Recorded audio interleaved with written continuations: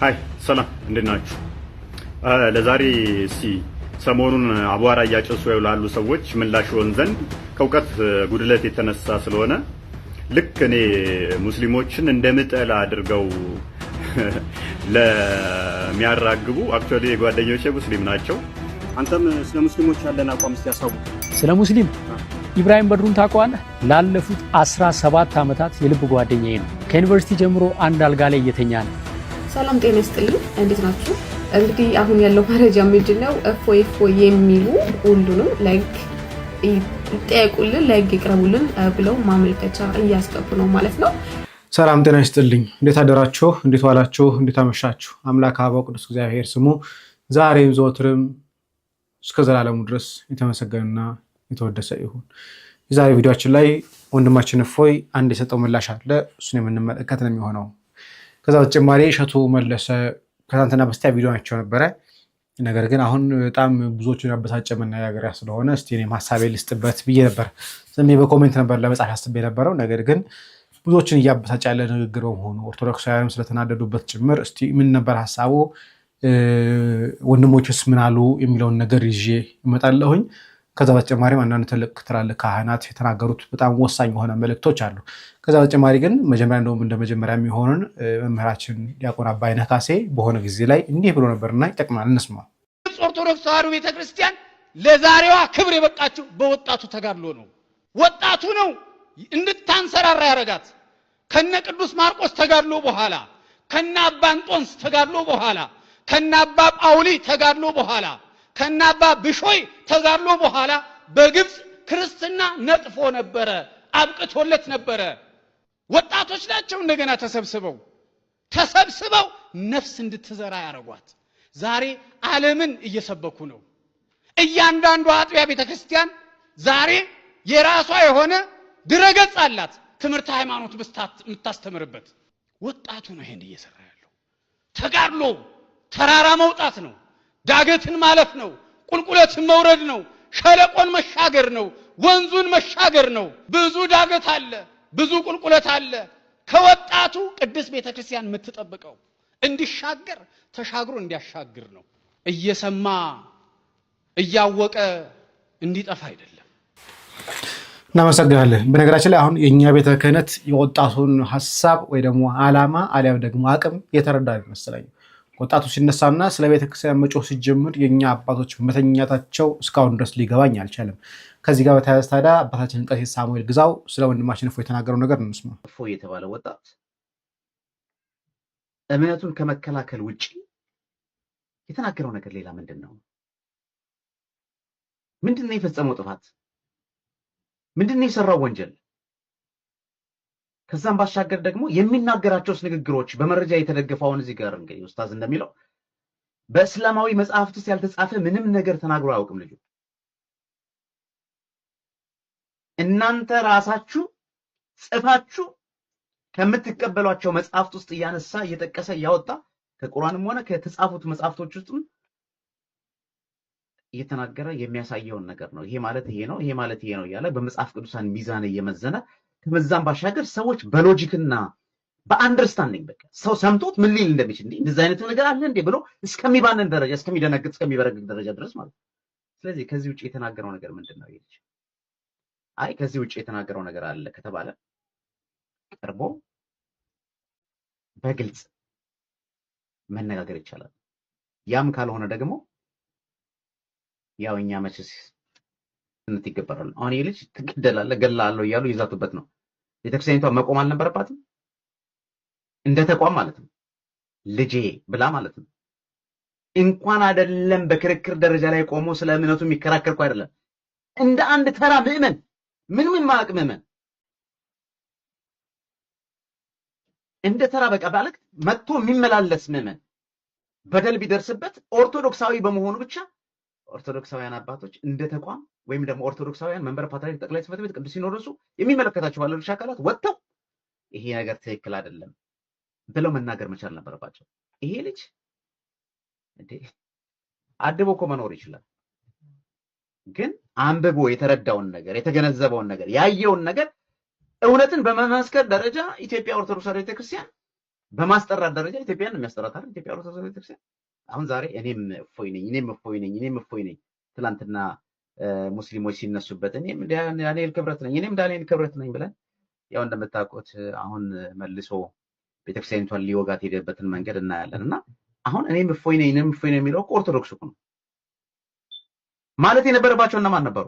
የሃይማኖት አባቶች ወጥተው ማስቆም ያለባቸው መከራከርም ያለባቸው በየትኛው መንገድ ላይ ማለት ሲጀመር በየትኛው መንገድ ላይ እንዲህ አይነት ጽንፍ የያዘ አካል አይጠቅምም። ለማንም ለሙስሊሙም አይጠቅመው፣ ኦርቶዶክስም ጽንፍ ይዞ እንደዚህ ማለት ነው የጥላቻም ሆነ ማንኛውም ነገር የሚያደርግ በየትኛው እምነት ተቋማት ስለያለ አይጠቅምም፣ ለማንም አይጠቅምም። ግን ይሄ ልጅ እንደዚህ አይነት ነገር አይደለም እያደረገ ያለው። አጸፈይታውን የምንሰማቸው የምናያቸው ነገሮች እኮ ከባድ ናቸው። ይፈልጋል። በነገራችን ላይ አሁን ቤተክርስቲያን ዲፌንድ ማድረግ አሁን ትልቁ ወንድማችን ተቃውሞ የደረሰበት ወንድማችን እፎይ እንዴት ለቤተክርስቲያን ላይ ለምናነሳው ጥያቄ መልስ ትመልሳለህ ነው ጥያቄ ይሆንበታል። የሚያዘው ነገር እሱ ነው። እስቲ አንድ እህታችን ያለችው ነገር እንስማ። ሰላም ጤና ይስጥልኝ፣ እንዴት ናችሁ? እንግዲህ አሁን ያለው መረጃ ምንድነው? እፎይ የሚሉ ሁሉንም ላይክ ይጠየቁልን ላይክ ይቅረቡልን ብለው ማመልከቻ እያስገቡ ነው ማለት ነው። ያው እንግዲህ ውድ የተወደዱ ልጆች ምን ላይ ናችሁ? ምን እያደረጋችሁ ነው? እና ምንድነው ሁላችሁም ይሄንን እየተደረገ ያለው ድርጊት ቪዲዮዎቹ እርግጠኛ ነኝ ሁላችሁም እያያችሁ ሊሆን ይችላል እየተደረገ ያለው ነገር ቪዲዮዎቹን እነሱ ስለ ጌታችን ኢየሱስ ክርስቶስ በጣም አስጸያፊ ቃላትን እየዘለፉ ጌታችን ኢየሱስ ክርስቶስ እየተሳደቡ ያሉትን ቪዲዮዎች ይኖራሉ ብዬ ተስፋ አደርጋለሁ ሁላችሁም ጋር እና እሱን ቪዲዮዎች የአዲስ አበባ ፖሊስ ኮሚሽን እንዲደርሳቸው ሁላችሁንም የሁላችሁም እብረት ይሁን እባካችሁ ሚዲያውን ተጠቀሙበት። አሁን ያለው ነገር ሚዲያው እየተጠቀሙ ነው እነሱ እንግዲህ በትላንትናው ቀን ነው የነሱ እምነት ልክ እንደኛ እንደ ሲኖዶስ ያሉት መጅሊስ የሚባሉት መግለጫ ያወጡት ማለት ነው። እና እባካችሁን እኛ እንግዲህ እስካሁን ድረስ ምንም ነገር የሰማነው ነገር የለም። አባቶች ምንም ነገር ያወጡት መግለጫ የለም። እና እባካችሁን ሁላችሁም ተንቀሳቀሱ። እንግዲህ ቪዲዮቹን ምናልባት ፖስት ካላችሁኝ ፖስተዋለሁ፣ ግን አልቻልኩም። በጣም አስጸያፊ የሆነ ነገር ነው። እስኪ እዩት ይሄን ቪዲዮ።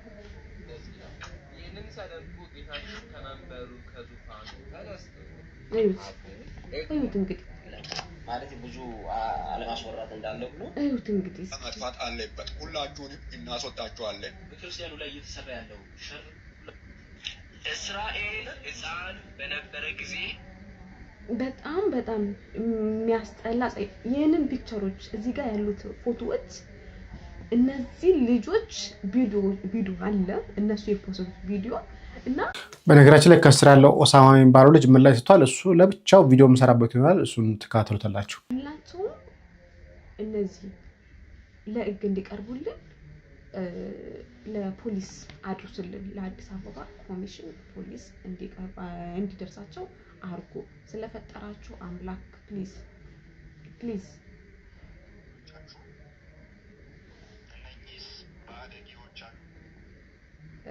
በጣም ከባድ ነው። ዛሬ እንግዲህ እዚህ ጋር ያሉት ሽማግሌ ናቸው እንደዚህ ብለው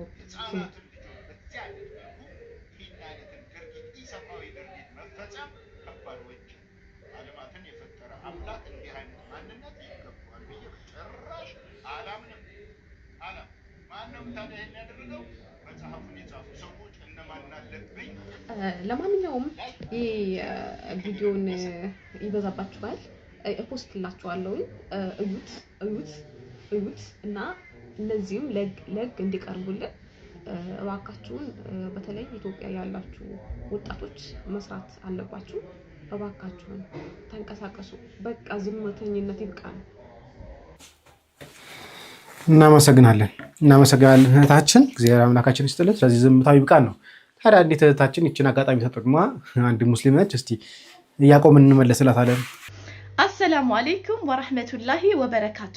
ውድ እህት ወንድሞቼ እባካችሁን ይህ ቪዲዮ ሼር፣ ኮፒ ሊንክ እያደረጋችሁ ለሚመለከተው አካል እንድደርስልኝ አድርጉ።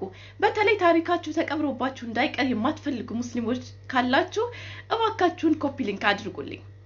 እኛ ኢትዮጵያኖች ከ120 ሚሊዮን በላይ ሰዎች እንዳለን ይገመታል። ከዚያ ግን የሙስሊሞች ብዛት ብላችሁ ሰርች ካደረጋችሁ የሚመጣላችሁ ከ31 ሚሊዮን እስከ 34 ሚሊዮን ብቻ እንደሆንን ነው። ይሄን እያደረጉ ያሉት ኢትዮጵያ ውስጥ በታሪክ ጉዳይ ከጎግል ጋር የሚሰሩ ኢትዮጵያውያኖች ናቸው። ይህን ጽሁፍ የጻፉት መቼ እንደሆነ ታውቃላችሁ? 2014 ላይ ነው። ነገር ግን 2024 የሙስሊሞች ብዛት ብላችሁ ከጠየቃችሁ የሚያመጡላችሁ ያንኑ 2014 ላይ ማለትም ከ11 ዓመት በፊት የጻፉትን ነው ማለት ነው። እና መጅሊስ ይህንን ጉዳይ ችላ ሊለው አይገባም። ከአሁን በኋላ ታሪካችንን መቅበር አይችሉም። እኛ ወሎዮች ብቻ ከአፋር ጋር ከ10 ሚሊዮን በላይ እንደምንሆን ይገመታል። ወሎዮች ከአፋር ጋር አፋር ምናቃት አፋር ከወሎዬ ጋር ተደምሮ 10 ሚሊዮን እንዲህ ናቸው። ሲዋሹ ራሱ ልክ የላቸውም። የአፋር ፖፑሌሽን ምን ያህል እንደሆነ እንኳን የሚያውቁት አይመስለኝም። አፋር ፖፑሌሽን ስንት ነው? 2.85 ሚሊዮን። ወሎዬ ታዲያ 7 ሚሊዮን ናቸው። ኦሮሚያ ክልል ደግሞ ከ40 ሚሊዮን በላይ ሰዎች እንዳሉና 30 ሚሊዮን የሚሆኑት ሙስሊሞች እንደሆኑ ራሱ ጉግል አስቀምጧል። በጣም ውሸት ነው። ደግሞ አፋር ኦሮሚያ ክልል ላይ ሙስሊም አይበዛበትም፣ ግን እንደሚበዛው አስመስሎ ብዙ ጊዜ መናገር ይፈልጋል። በተለይ የአንዱ የእስልምና ትልቁ ችግር ቁጥር ላይ መዋሸት ስለሆነ አንዳቅማቸው እንቀጥለው እና እንዴት ብሎ ነው እኛ 31 ሚሊዮን ብቻ ልንሆን የምንችለው? ከአሁን በኋላ ታሪካችንን መቅበር አትችሉም። ስራችሁን በአግባብና በፍትሃዊነት መልኩ መስራት አለባችሁ። እንግዲህ እንደዚህ ለፈለፈች። አሁን ምን እየፈለገች ነው? ምን እያለች ነው? መጅሊሱ ምንድነው? ለምንድነው የማይዋሽልን? ለምንድነው ቁጥሩ የማያስተካክልል እያለች ያለችው? ስለዚህ አሁን ደግሞ ያኛው ምንድነው ጫና ሊፈጠር የሚችለው? ሙስሊሞች በቁጥር እንበዛለን የሚል ነገር ጎግል ላይ ተጽዕኖ አሳድረው አለም ብራንች ላይ ሚዲያ ጎግል ላይ ብቻ አይደለም ያለው ዓለም አቀፍ የህዝብ ቁጥር ላይ የተመዘገበ ነገር ነው ያለው። ዴይሊ አፕዴት የሚደረግ ነገሮች ስለሆኑ እነሱ የተመዘገባቸው እንግዲህ ፎርስ አድርገው ማስለወጥ እንችላለን ብለው ካላሰቡ በስተቀር ለምንድነው ቁጥር የሚፈልጉት? ሀገሪቷን በሸሪዓ እንድትተዳደር ማድረግ ስለሚፈልጉ ብቻ ነው። አንድ ሙስሊም ባለፈው የእፎይን ጉዳይ ሲያራግበው የነበረ ወይ ደግሞ እፎይ ለዊዝ ጥራ የነበረ ልጅ አንድ ቲክቶክ ቻናልን ሪፖርት አስደርጎ ነበረ። ያ ቲክቶክ ቻናል በሙስሊሞች ረን የሚደረግ ቻናል ነው። ጭራሽ ሪፖርት አድርጉና ይህን አካውንት እናዘጋ ስንል ከ10,000 ፎሎወር እንግዲህ ዛሬ 50,000 ገብቷል። አንዱ እዚህ ጋር ሪፖርት ሲያደርግ አንዱ ደግሞ ኮፒ ሊንክ ያደርጋል። ኧረ ምን አይነት ፍጥረትን በእናታችሁ! ይህ አካውንት እንግዲህ እስካሁን አለመዘጋቱ በጣም ነው የሚገርሙ። እንግዲህ አስቡት፣ በክርስቶስ ኢየሱስ ላይ በቅዱሳት ስዕላት ላይ የሚያላግጠው ሰው ሙስሊም ነው። ያ ሰው ግን እስካሁን ተጠያቂ አይደለም፣ ማንነቱ ስለማይታወቅ። የሆነ ሆኖ እሸቱን ምንድን ነው ያለው? ምንድነው ህዝቡን ያስቆጣው የሚለውን ነገር እንመልከት። ስለ ሙስሊሞች ያለን አቋም እስቲ ያሳውቅ። ስለ ሙስሊም ኢብራሂም በድሩን ታውቀዋለህ? ላለፉት 17 ዓመታት የልብ ጓደኛዬ ነው። ከዩኒቨርሲቲ ጀምሮ አንድ አልጋ ላይ እየተኛን ለሱ የሚላከውን ብር አብረን እያጠፋን ለኔ የመጣውን ስንቅ አብረን እየበላን እስከ ዛሬ ድረስ በጓደኝነት ጸንተናል። ይገርማል። ሳገባ ሚዜ ኢብራሂም በድሩ ነበረ። ሁለተኛው ሚዜ መለሰ ይባላል። የፕሮቴስታንት እምነት ተከታይ ነው። ላለፉት 17 ዓመታት ምርጥ ጓደኛዬ ነው። ለሱ የተላከ ገንዘብ የኔ ነው፣ ለኔ የመጣ በሱ የሱ ነው። እስካሁን ድረስ በጓደኝነት አብረን ዘልቀናል። የልቤን ማማክረው፣ ሚስጥሬን የምነግረው፣ እድገቴን ማሳየው ጓደኛዬ ነው። ኢትዮጵያዊ የሆነ ስለ ሙስሊም ያለህን አቋም ንገረኝ ስትል ትንሽ አታፍርም? ኢትዮጵያዊ ስትሆን የሌላውን ሃይማኖት አክብረህ ሌላውን ወደህ የራስህን ደግሞ አምነህ አምልከህ ትኖራለህ። አሁን እኮ ችግር የፈጠሩብን በየቲክቶኩ እየመጡ ቤተ እምነቱ ሳይወክላቸው የቤተ እምነቱ ተቆርቋሪ ነን፣ ተከራካሪ ነን፣ አስተማሪ ነን የሚሉ ሰዎች ናቸው። ምንም የሚያውቁት ነገር የለም። በሚያውቋት ትንሽ ዕውቀት ምንም የማያውቀውን ህዝብ ይማርኩና ተከታያቸው ያደርጉታል። ሲመቻቸው ደግሞ ወደ ራሳቸው ዓላማ ይገነጥሉታል። ሁሉም የሃይማኖት እምነት ተከታይ በዚህ ሰዓት መጠንቀቅ ያለበት ነገር ቤተ እምነቱ አስተምሮ ያልሾማቸው ዕውቅና ያልሰጣቸው ግለሰብ ሆነው ትንሽ ዕውቀታቸውን ሃይማኖትና ዶግማ አድርገው ካልሰበክን ከሚሉ ግለሰብ የሃይማኖት አስተማሪዎች ነው። እኔ ከኢብራሂም ጋር ኮሮና በገባ ወቅት አንድ ቤት ነበርን። ወቅቱ የረመዳንና የአብይ ጾም ነበረ። ሁለታችንም በአንድ ቤት ጾመን ሰዓት ሲደርስ እኛ ሳሎኑን ለሱ ለቀንለት ሰርቪስ ውስጥ ሄደን ውዳሴ ማርያም እናደርስ ነበር። እሱ ሳሎን ውስጥ በሰዓቱ ሶላት ይሰግዳል። በኋላ ግን ሁለታችንም በአንድ ትሪ አብረን ማዕድ እየበላን እኔ ለሱ እየጸለይኩኝ እሱ ለኔ እየጸለየ ነው በጓደኝነት የምንኖረው። ሁሉም ያመነበትን ይኖራል። ሁሉም መልካም ነው ያለውን ለወንድሙ ይመኛል።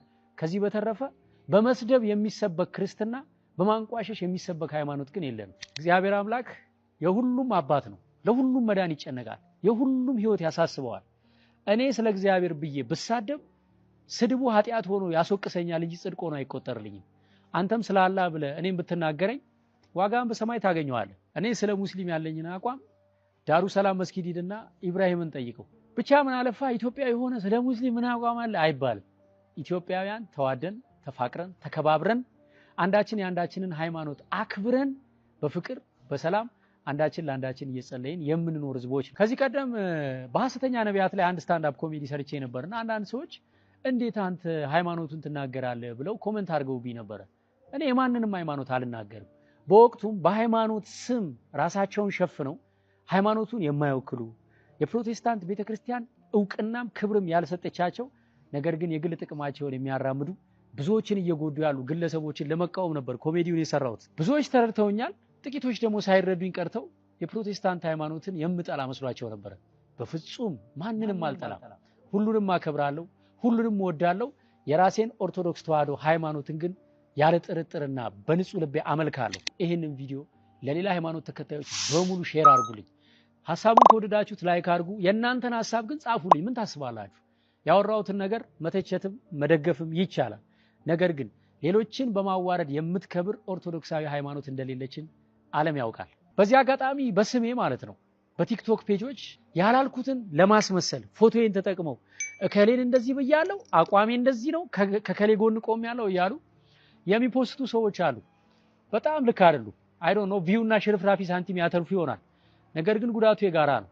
ሌሎች ሲፖስቱ አትደናገሩ። ትክክለኛው የኔ የቲክቶክ ፔጅ 1.7 ሚሊዮን ፎሎወር ደርሷል። ከዚህ በታች ያሉት በሙሉ የኔ አይደሉ። ሰርተው ንግግርን አሳምሮ መቅረብ የእውነት ማረጋገጫ መሆን በፍጹም አይችልም። ይሄ ቪዲዮ የራሳቸውን አጉል ሰላም ወዳድ ሌላውን ደግሞ ጸብጫሪ የሆነ ተንኮለኛ አድርገው ለሚስሉ በቆሸሸ ፊት ላይ ባዝሊን ለሚቀቡ ሰዎች እንዲደርስልኝ ይፈልጋለሁ። በየትኛው መስፈርት መሬት ላይ ያለውን እውነት ልታስከዱንም እንዲሁም ደግሞ ልታሸማቅቁን አትችሉም። የኔ የ17 ዓመት ሙስሊም ወይም ደግሞ ጴንጤ ጓደኞች አሁን ያለውን መሬት ላይ ያለውን እውነት ማሳያ አይደሉም።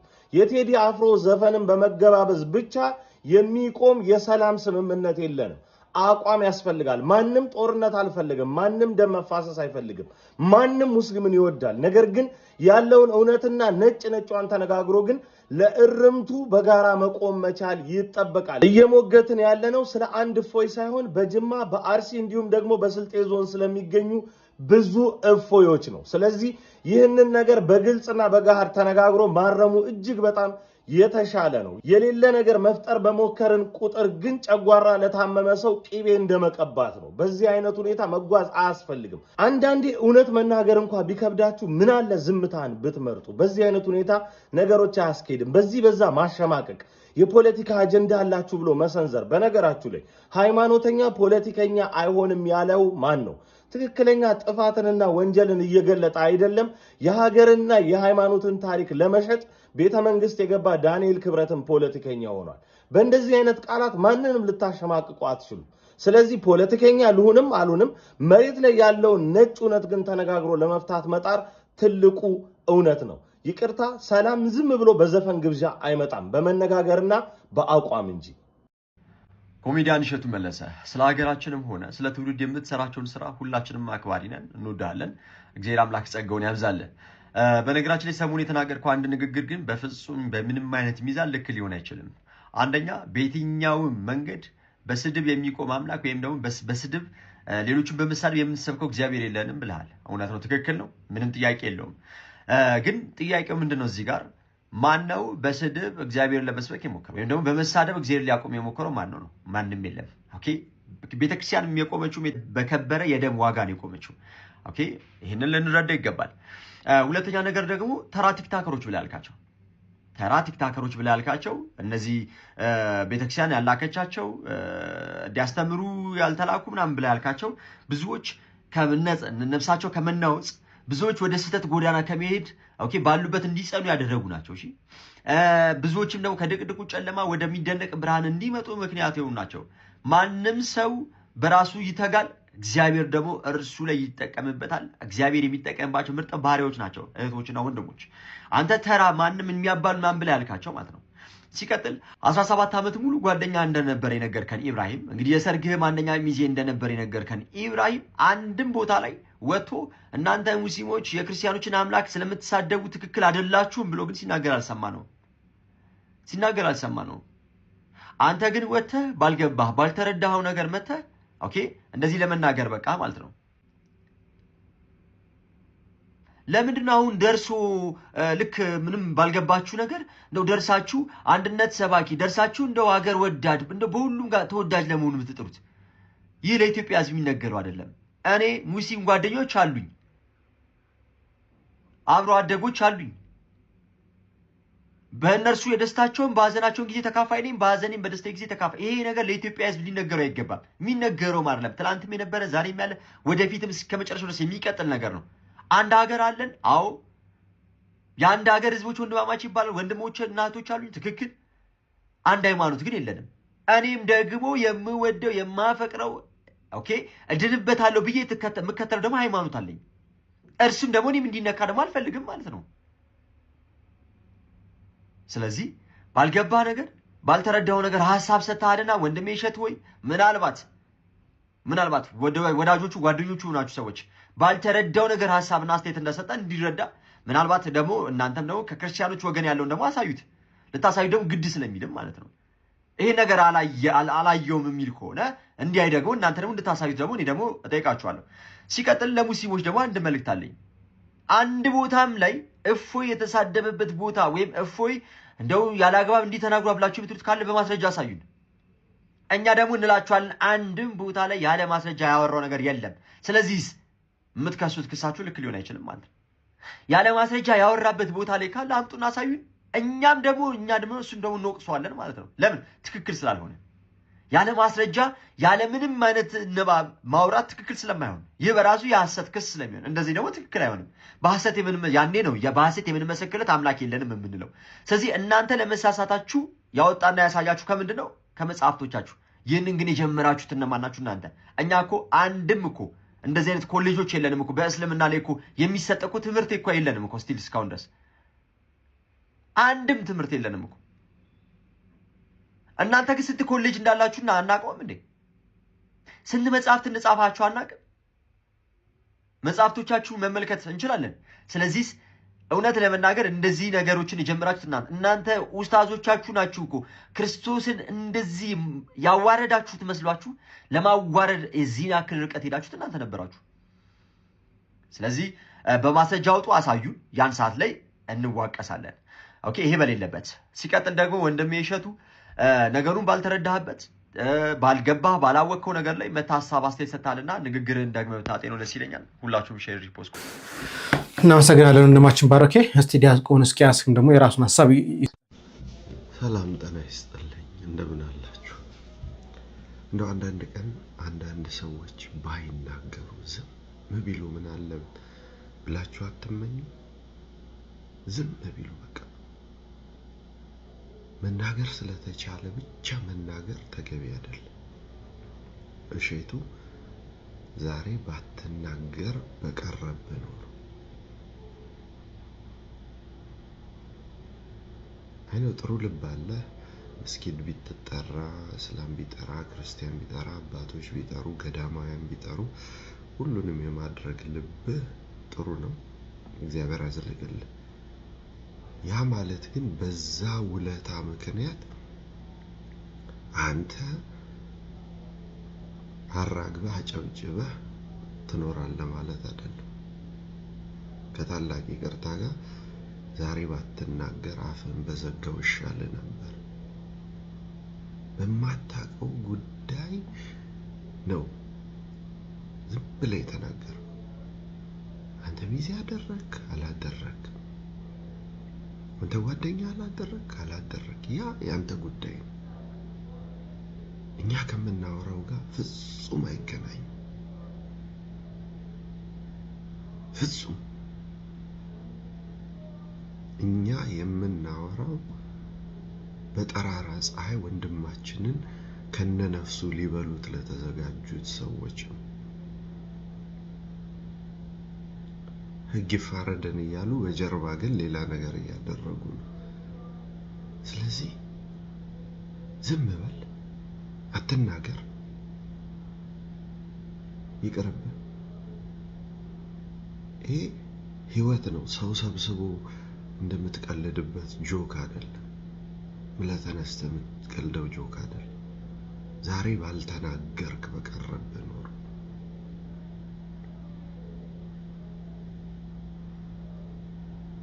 ሌላ ጊዜ ግን ምንም አታ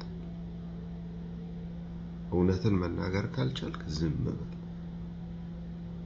የሰው ልብ አታድም። የሰው በሰው ህይወት ቁማር አትጫወት።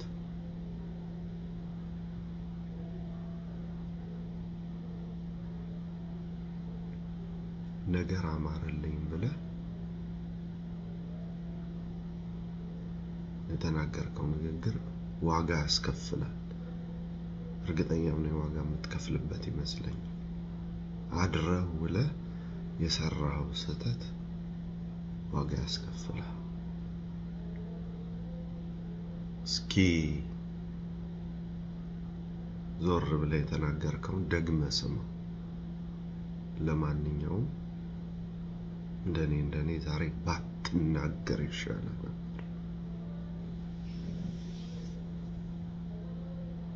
ዝም ብትል። እናመሰግናለን ዲያቆን ሕዝቅያስ። እስቲ ወንድማችን እፎይ የመለሰውን ደግሞ እንመልከት። በነገራችን ላይ ግዴታ አይደለም ማናቀው ነገር ላይ መናገር ግዴታ የለብንም። እሸቱ አሁን የማታውቀው ጉዳይ ላይ የቀባጠርከው ነገር ላይ ምንም አይዲያው በሌለ ጉዳይ ላይ ያወራው ምንም ጂሃድ የታወጀብን እኛ ላይ እንትና ይመለከት። ሃይ ሰላም፣ እንዴት ናችሁ?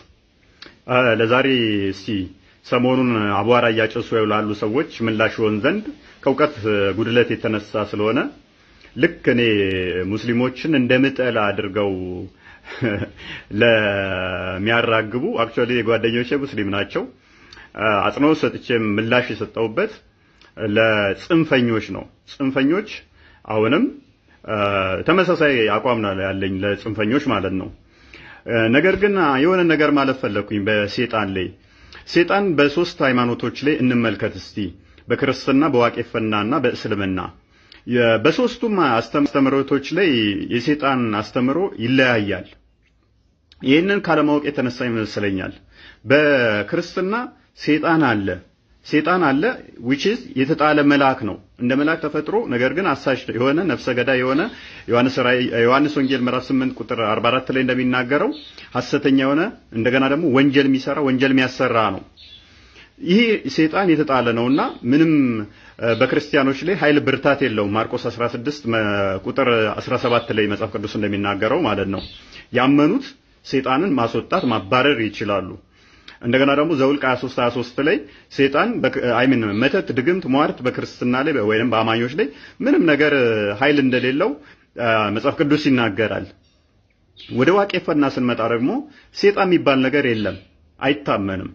ሰይጣን የፈጣሪ ተቃራኒ ነው ተብሎ ስለሚታመን ፈጣሪ ደግሞ በፍጹም ተቃራኒ የሆነ ነገር ሊኖረው አይችልም፣ ያጠፋዋል ተብሎ ነው የሚታመነው። በዋቄፈና እምነት ውስጥ ሰይጣን የለም። ስለዚህ ድግምት፣ ሟርት ምናምን ሰይጣን ምናምን ጂኒ ገለመሌ ወለመሌ ምናምን ብትል በዋቄፈና እምነት ውስጥ አይሰራም፣ የለም። በእስልምና ውስጥ ስንመጣ ደግሞ ሰይጣን የተለያየ አስተምሮ አለ። ለምሳሌ ጂኒዎች አምነው ወለ ሻዳ ተቀብለው ሙስሊም ሊሆኑ ይችላሉ። በክርስትና ውስጥ ግን እንደዛ የለም። በእስልምና ውስጥ ጂኒ ወንድሜ እህቴ ልትል ትችላለህ። በእስልምና ውስጥ ሰይጣን ጾታ አለው። በክርስትና ውስጥ ግን ሰይጣን መንፈስ ነው እንጂ ጾታ የለውም። በእስልምና ውስጥ ሰይጣን ጆሮ ውስጥ ሽንቱን ሊሸና ይችላል። በክርስትና ውስጥ ግን እንደዛ አይነት አስተምሮ የለም። በእስልምና ውስጥ ሰይጣን አፍንጫ ውስጥ ሊያድር ይችላል። በክርስትና ውስጥ እንደዛ አይነት አስተምሮ የለም። ዋናው ግን ልዩነታችን ምንድነው? በእስልምና ውስጥ ሰው ሁሉ ሰይጣን አለበት ተብሎ የሚታመነው with the exception to ማርያምና ኢሳ። በእስልምና ውስጥ ከማርያምና ከኢሳ በቀር ሁሉም ሰው ሰይጣን ነክቶታል ተብሎ ይታመናል። ይህም ሳሂህ አልቡኻሪ 3286 ቡክ ነምበር 59 ሐዲስ 95 ላይ ተዘግቧል። ብዙ ሐዲሶች አሉ በዚህ ጉዳይ ላይ እንደዚህ የሚያወሩ ማለት ነው። ስለዚህ በእስልምና ሁሉም ሰው ሰይጣን አብሮት ይወለዳል፣ አብሮት የሚኖር ነው። ይህ ከሆነ ታዲያ መተት አደረክብኝ፣ ሰይጣን አሰርተህብኝ፣ እየጣለኝ ነው፣ እየታመምኩ ነው ምናምን የሚለው አስተምሮ በእስልምና ላይ ፈጽሞ ሊሰራ አይችልም። ለምን? አስቀድሞውኑ ሰይጣን በውስጣቸው በደም ስራቸው ውስጥ እንደሚዞር ነብያቸው ተናግሯል። ይሄ ከሆነ ታዲያ ሰይጣን አደረክብኝ የሚለው አስተምሮ ስህተት ይሆናል ማለት ነው። ምክንያቱም ይሄ አስተምሮ ወይን ስህተት ነው ወይንም ደግሞ መቀበል አለባችሁ። ምክንያቱም በደም ስራችሁ ውስጥ ደም እንደሚዟዟረው ሁሉ ሰይጣን ይዟዟራል አለ ከተባለ ሰይጣን አደረክብኝ ልትለኝ አትችልም። አስቀድሞኑ ያለን ነገር እኔ ላደርግብህ አልችልም ማለት ነው። ስለዚህ ከዚህ አንፃር ነው ይሄን አስተምሯችሁን ጠንቀቃችሁ ካወቃችሁ ብዙ የሚያስደነፋ ነገር አይደለም። ልዩነታችን እንደ ውበታችን ተቀብለ ነው ልንከባበር ይገባል። በማስፈራራ ጉዳይ ከሆነ አክቹአሊ እኔ ምፈራ አይነት ሰው አይደለሁም። አረብ ያለች ሴትን እንደምታስፈራራ እኔ ልታስፈራራኝ አይችልም። ቱ ዘ ፋክት ለመናገር ጓደኞቼ ሙስሊም ናቸው። ስለዚህ ይህንን ልዩነት አምነ ልትቀበለው ይገባል። አስቀድሞውኑ ሰይጣን ካለብህ ሰይጣን አደረክብኝ ብለ የክርስቲያኖችን ቤት ማፍረስ፣ ቤተክርስቲያን ማፍረስ፣ እንደገና ደግሞ ለማሸማቀቅ መሞከር አያስሄድም። እስከ መጨረሻ ድረስ እኔም አልፋታም ማለት ነው እንደዚህ ምትል ከሆነ። እናመሰግናለን ወንድማችን እፎይ። መሐመድ አበባውን ደግሞ እንስማ። ፊዳ ራስክን ለነብይህ ወይስ ሌሎችን ለነብይህ? ሰላም ሰላም፣ ባለም ዙሪያ ያላችሁ ቅዱሳን ወንድሞች እናቶቼ ሰላም ለእናንተ ይሁን ብያለሁ። በእስልምና አንድ ኡስታዝ ወይም አንድ ሙስሊም እኔ ለነብዬ ፊዳ ሆናለሁ ካለ ራሱን ሊሰዋ ሳይሆን ሌላውን ለሙሐመድ ሊሰዋለት ነው።